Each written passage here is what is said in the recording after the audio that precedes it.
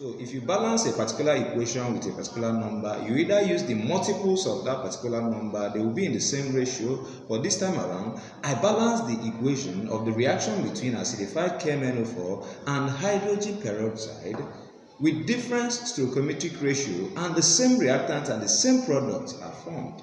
This is unbelievable. If you are a chemist, actually you'll be doubting me for now. I'm going to show you that on the board.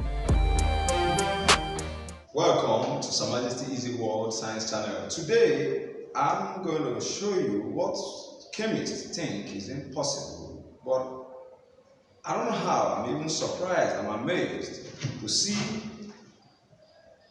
a reaction balanced by different stoichiometric ratio.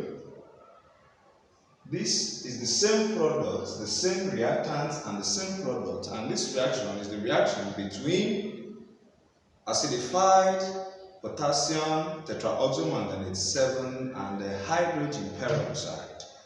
I will show you this experiment and to prove the products formed. The products formed when hydrogen peroxide reacts with KMnO4 under acidic medium, it will give us potassium tetraoxosulfate 6, then manganese 2 tetraoxosulfate 6, which is the reduced product of manganese 7, bringing it down to manganese 2, and then water with oxygen. At least the color change from purple to colorless or very pale pink shows that this is a redox reaction. That's the reaction between the hydrogen peroxide and the KMnO4 under acidic medium. But what is the impossible thing made possible here? This might be opening a new door in chemistry.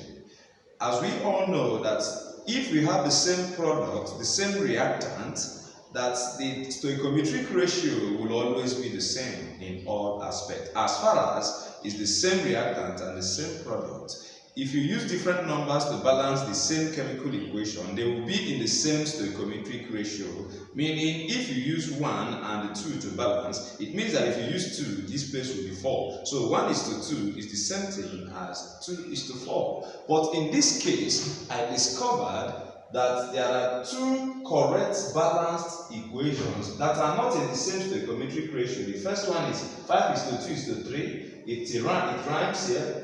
It doesn't at all. 5:2:3. Here is 3:2:3. 5:2:3 is not the same thing as 3:2:3.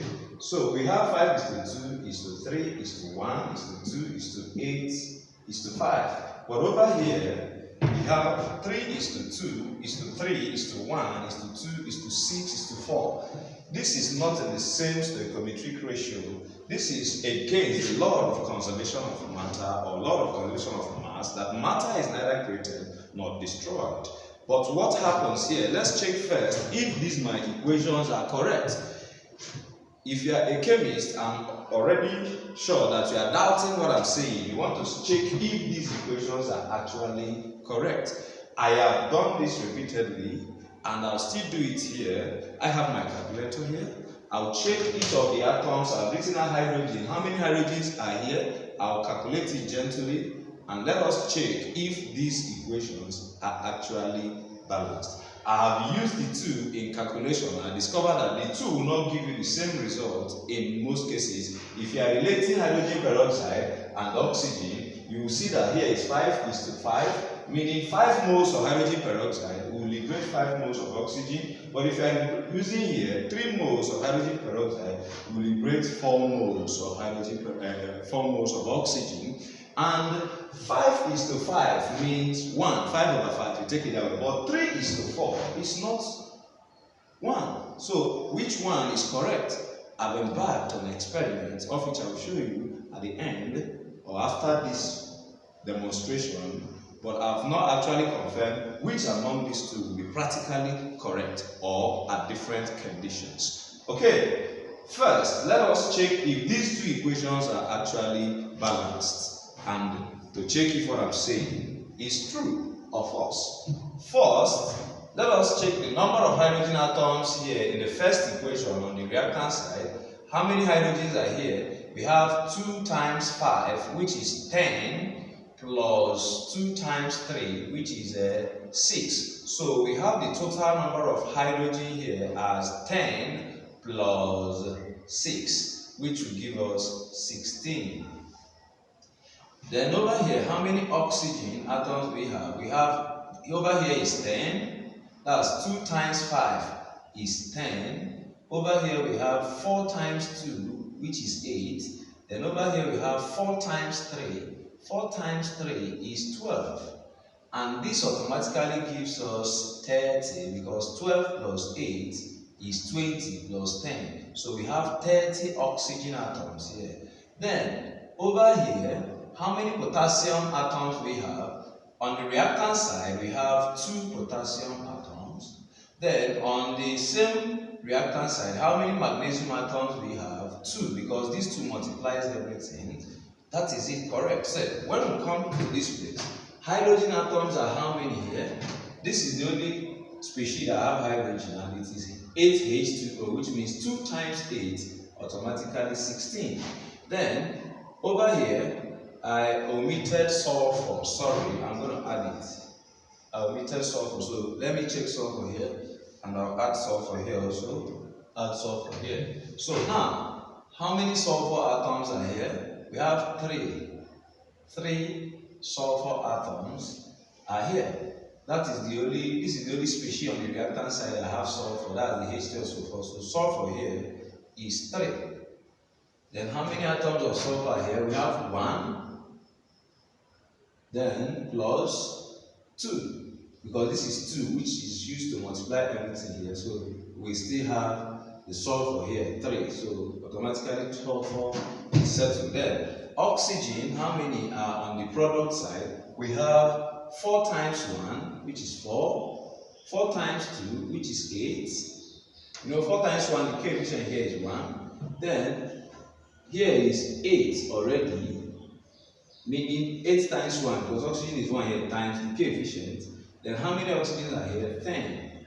That's 2 times 5. So if you check 8 plus 8, that is 16, plus 4, which is 20, then plus 10, which will give you 30. Then potassium, how many potassium atoms are here? 2. Then how many how many sulfur or manganese? Manganese atoms are also 2. Then these have settled the first equation. So beyond every reasonable doubt, it shows that the equation 1 is balanced. So let us check this equation 2, because this equation 1 is the popular one most textbooks and most scholars use in teaching this reaction. But I usually try to do things without, at a stage, I always believe that there is another way you can do this. I want to check it out. So I decided to balance this without going to consult. Actually, this happened as I was teaching. I don't usually use my textbook while in the class performing, but I prepare myself very well. So while discussing this, I stumbled into this equation, and that's how I realized that this was also correct in balancing it, because I never memorized this. I never, just like most teachers, beginners will memorize it because it's a complex equation. I believe that since I know how to balance equation, what matters is that it might take me time, but when I approach it gradually, I will balance it. And that gives my student confidence that it can be done. So that's how I stumbled into this. So let's check this side if I'm actually correct. Okay? Over here, this is hydrogen peroxide. So how many hydrogen atoms we have here? On the reactant side, here should be H2O. Here should be H2SO4. Sorry, the H wasn't there.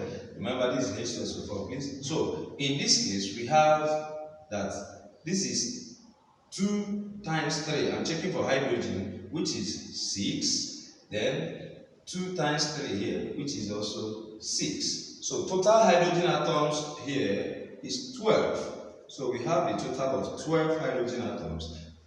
Then how many oxygen atoms are here? We have 2 times 3, which is 6. Then we have 4 times 2, which is 8. Then we also have 4 times 3, which is 12. 4 times 3, that's this 4 oxygen atoms times the 3, which is the coefficient that balanced it, will give me 12. So checking this, we have that the total oxygen atoms here are 26. So we have 26 oxygen atoms on a careful check.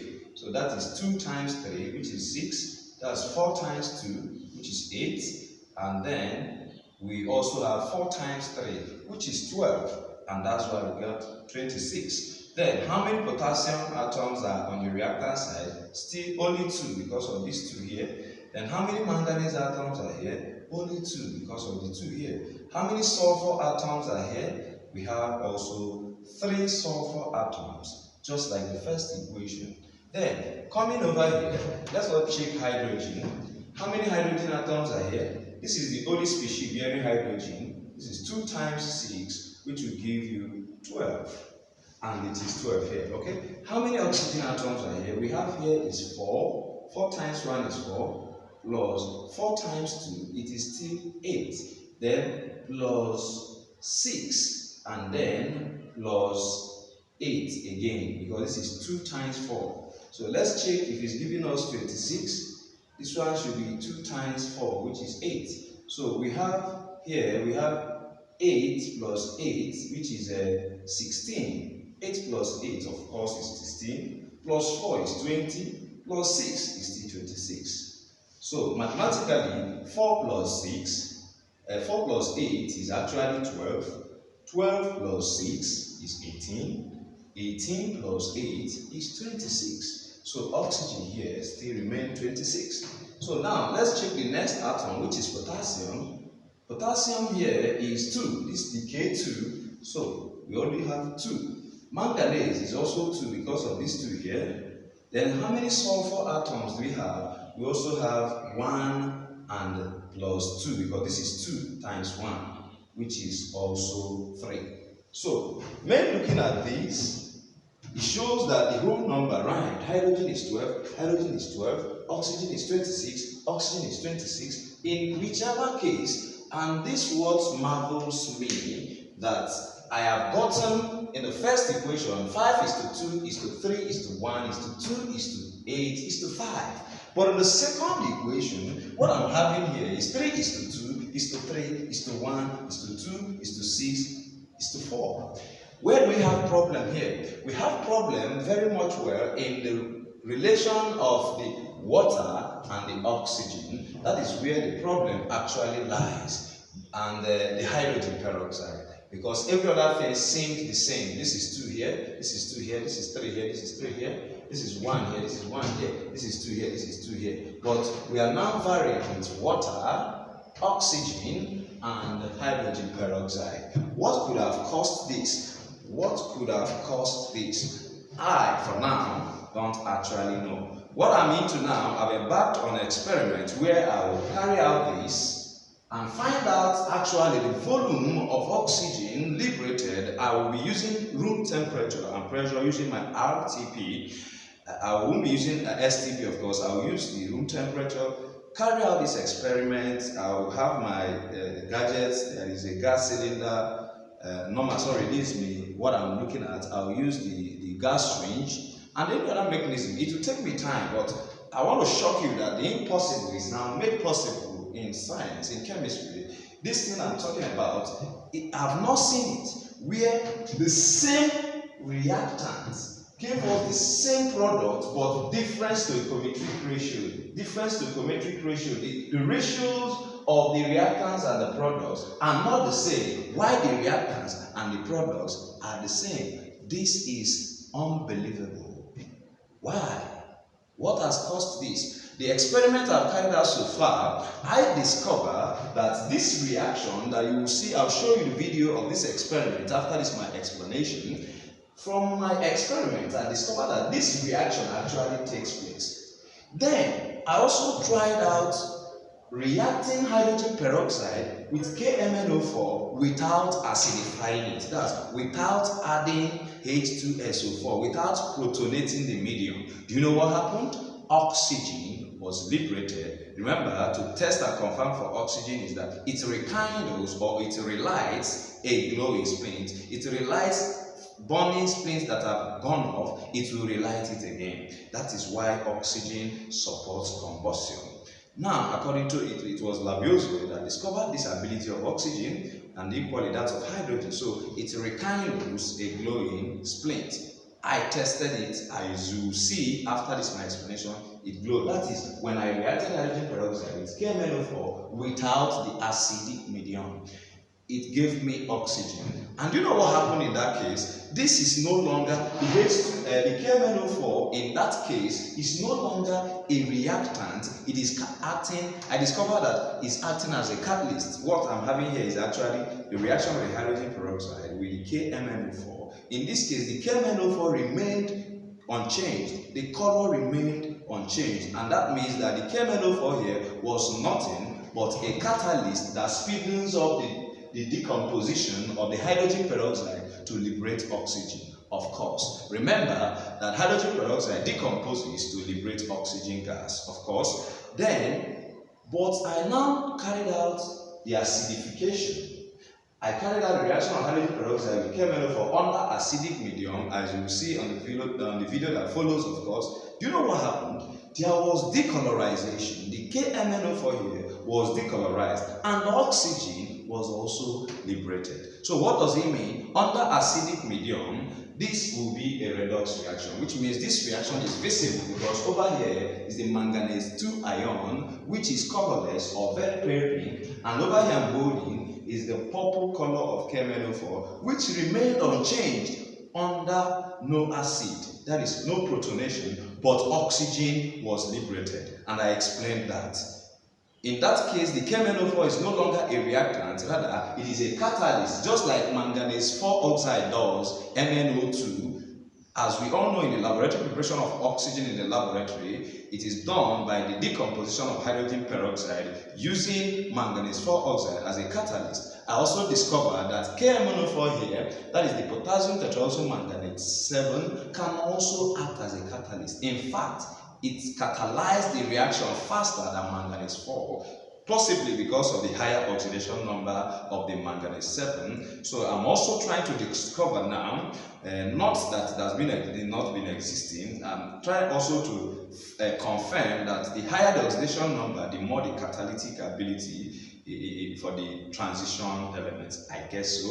I'm making a hypothesis, although chemists above me might have confirmed this. But I'm just telling you what I stumbled into, where a chemical equation with the same reactant, the same product, was balanced by different stoichiometric ratios. Imagine this. So, having done this, it is now confirmed that this reaction, because when I stumbled into this, I have to calm down and carry out this experiment. I discovered that this reaction actually occurred, and this is a redox reaction whereby the hydrogen peroxide is the reducing agent and the KMnO4 is the oxidizing agent, and this will only be redox reaction under acidic medium if you protonate it with concentrated H2SO4. And how will you know that? The oxygen gas will be liberated and this thing will be decolorized. But when it remains this way, it's just acting as what? As catalyst. Science is good. I don't know the door I'm trying to open, but all I'm trying to present to great minds is to consider this. You see the equations there on the board. Try and put it down. Look at it very well. For 2 good heads are better than 1. Bring your contribution, your criticism is allowed, but let it be constructive and not destructive. And don't try stealing ideas. Rather, 2 good heads, I say, better than 1. Not that 1 good head killing the other good head is the best. No. Together, we can see how and why, and I'm working seriously to know how come about these 2. Now, you see the equation. If you use this to solve question, that's the funny thing, you won't get the same thing. Like, if the question says, what volume of oxygen is liberated? What volume of oxygen is liberated when 3 moles, or when they say, what volume of oxygen is liberated when, you can also say, yeah, when 2 moles, or you can say 3 moles of hydrogen peroxide becomes oxidized completely with KMnO4 under acidic medium. Like if they tell you to find out the volume of oxygen liberated at STP or at RTP, when 3 moles of hydrogen peroxide reacts with KMnO4 under acidic medium of H2SO4. If you use this equation, you see that this is 5 moles, will give you 5 moles of oxygen, And 5 moles of oxygen at STP, if it is at STP, it will give you 5 times 22.4. And if it is as RTP, it will give you 5 times 24, because the volume of gas, the gas molar volume at RTP is 24 liters, but the gas molar volume at STP is 22.4 liters. So if you use at STP, 5 moles is automatically going to give you 5 times 22.4, such that you now say 3 moles will give you X. You will get something which will be automatically, if 5 is to 5, it means that 3 is to 3 also. It's supposed to give us, okay, let's solve it. That 5 moles of hydrogen peroxide will give you 5 times 22.4 dm3. How many moles of oxygen will be liberated by 3 moles, such that you have 5 times 22.4 all over 5 times 3 over 1. You cancel 5, so that you will be left with 22.4 times 3. That's what it will give you. Then, what if you use this equation to answer that question? You discover that you say 3 moles will give you 4 moles, and that 3 moles of hydrogen peroxide will give you 4 moles, which is 4 times 22.4. And at the end, you now ask yourself, what will 3 moles give again? 3 moles will still give the same thing. And then 22.4 times 3 is not the same thing as 4 times 22.4. So you see that this one is tending to yield more. This second equation is trying to yield more of oxygen. This second equation shows that more oxygen is liberated from this under acidic pressure, but this one is showing us that less oxygen is liberated under the same conditions of temperature and pressure, I assume, although I have not changed the temperatures to see what can come out of this. So remember that hydrogen peroxide is naturally an oxidizing agent, but in the presence of more oxidizing agents, hydrogen peroxide acts as a reducing agent. So in this equation, hydrogen peroxide played the role of a reducing agent, but naturally it's an oxidizing agent because of the ability to liberate oxygen easily. So that is it, and this is my discovery. Then don't confuse this. Remember, it's possible for you to have the same reactant with different products at different conditions in chemistry. Those ones are clearly established. Their stoichiometric ratio will not be the same. For example, when chlorine reacts with alkalis, that is sodium hydroxide or potassium hydroxide, the temperature and the concentration of the alkalis determines the product that is formed. So if the alkalis is cool and dilute, there will be sodium oxochlorate 1 with sodium chloride and water.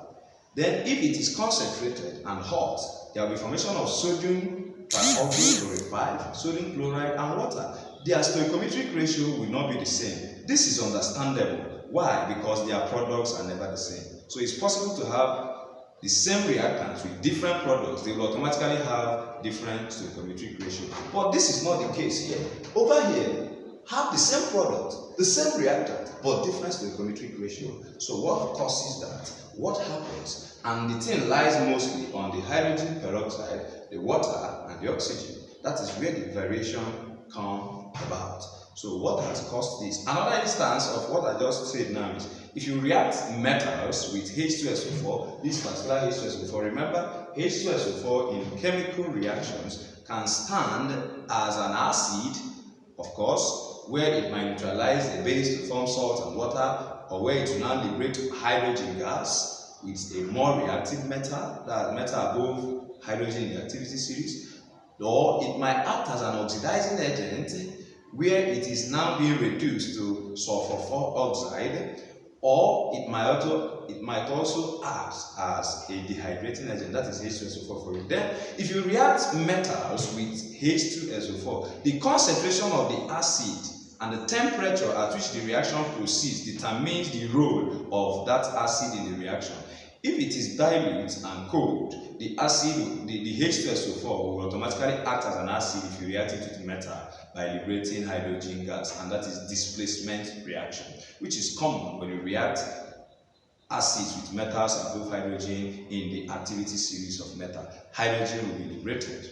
Then, if the acid, that's the concentrated H2SO4, then when it is concentrated, that's what I mean, and probably hot, it will act as an oxidizing agent. In this case, hydrogen gas will not be liberated if you react it with metals. Rather, the H2SO4 will be reduced to sulfur 4 oxide, and the normal salt of the metal will be formed in both cases. Their stoichiometric ratio will differ. That one is understandable because we are dealing with the same reactants here, but different products. But unfortunately over here, this is the first time I'm stumbling into this. We have the same reactant, the same product, but different stoichiometric ratio, such that if you use this in calculations and analysis, the two will not give you exactly the same thing in all cases, especially when you are relating hydrogen peroxide, water, and oxygen. But if you are relating H2SO4, K2Cl2O7, the manganese 2 sulfate, it will be the same because their ratio looks alike.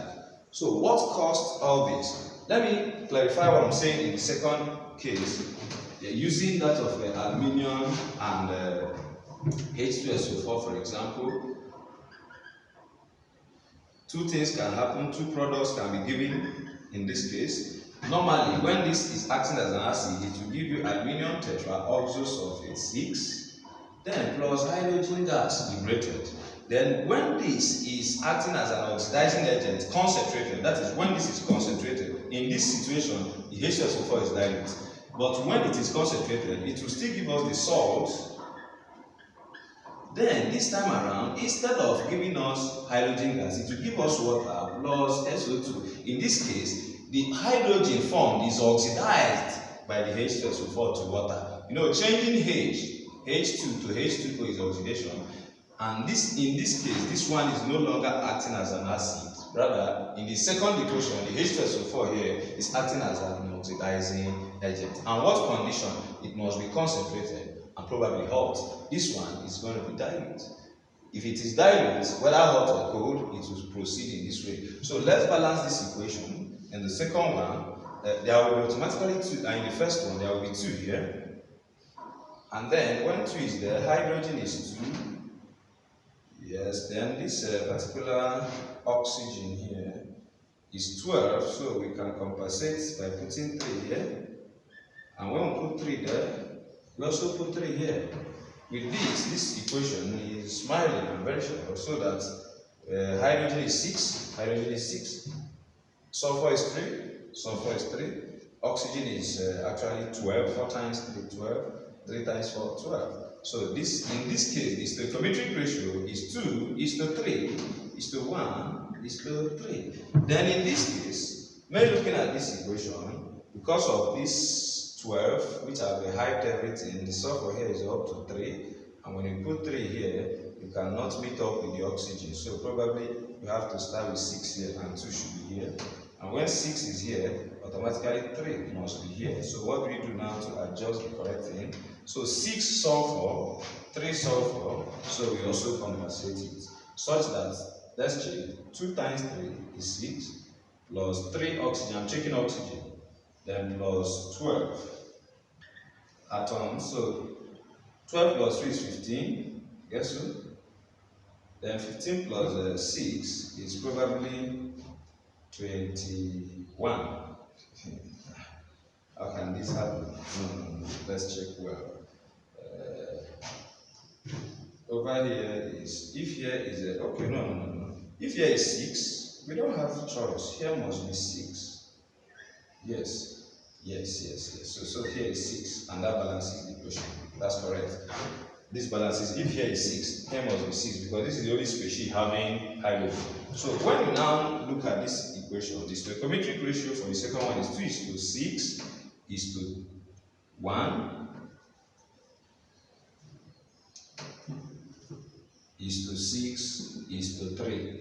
It's not the same with this first one. Fine, this can be explained. Why? Because it's not the same product.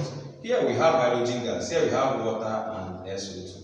But in these ones here, it's shocking that it's the same product, but different stoichiometric ratio. What might have caused this? So this is a good subject of discussion and consideration. And remember, I'm working seriously to see how and why.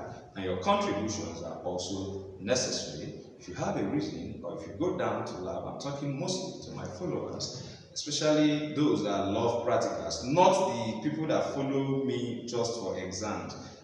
You are not one of those people I'm talking, or less. If you want to belong, I'll be happy. Two good heads are better than one. This is my new discovery. So spread the light. Let's work together. We'll see what is happening, because this is impossible in chemistry. It goes against the law of conservation of matter. Most of what we know.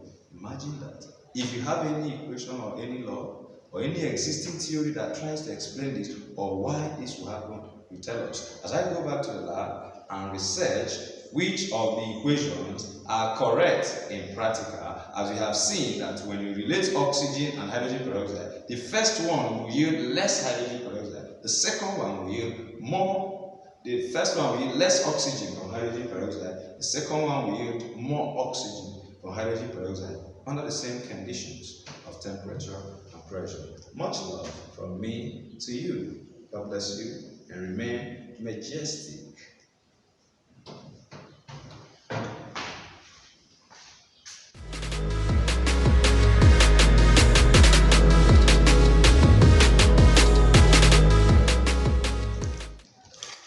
Here is the full-time demonstration of the experiment. Here is our potassium tetraoxomanganate 7, and over there in the flat bottom flask is water. I'll add the crystals of the potassium permanganate, then acidify it with concentrated H2SO4.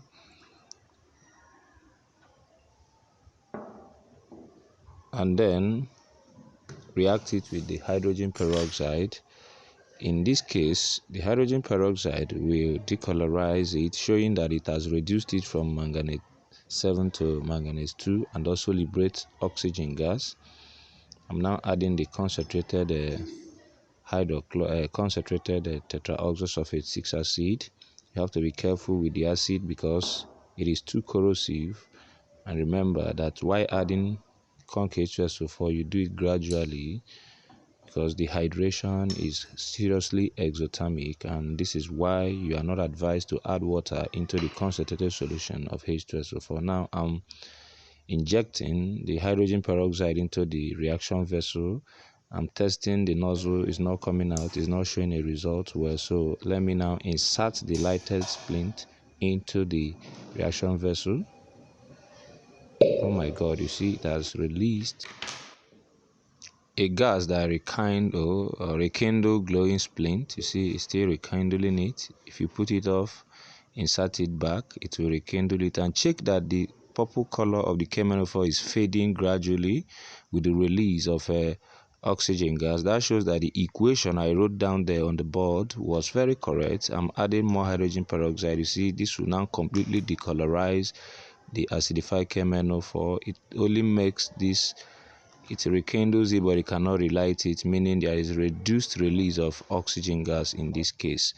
Now let me show the reduction, only the reduction. I'm now adding the hydrogen peroxide. The color fades on shaking. If you add more, the color will fade and the gas hydrogen will also be released. Remember, this is acidified. Inserting the lighter splinter, it is rekindling it, but the oxygen is not enough to relight it. So this shows that the reaction there is possible, that the hydrogen peroxide reacts with cheminophore under acidic medium to release oxygen and form K2SO4 and MnSO4 with water.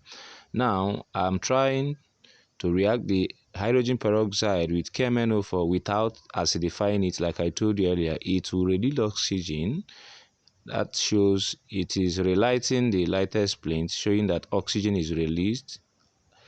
In this case, the color of the cheminophore remained unchanged. In this case, I told you in my presentation, the cheminophore here is acting as a catalyst because hydrogen peroxide naturally decomposes to release oxygen. Then the cheminophore here is just a catalyst to facilitate the decomposition, and enough oxygen gas is liberated. So in this case, it is not a redox reaction because the color remains unaffected and it is chemically unchanged. So this proves that the product from that reaction is probably correct. Why then are we having different stoichiometry for the same products and the same reactants. I love you. Thank you for watching. And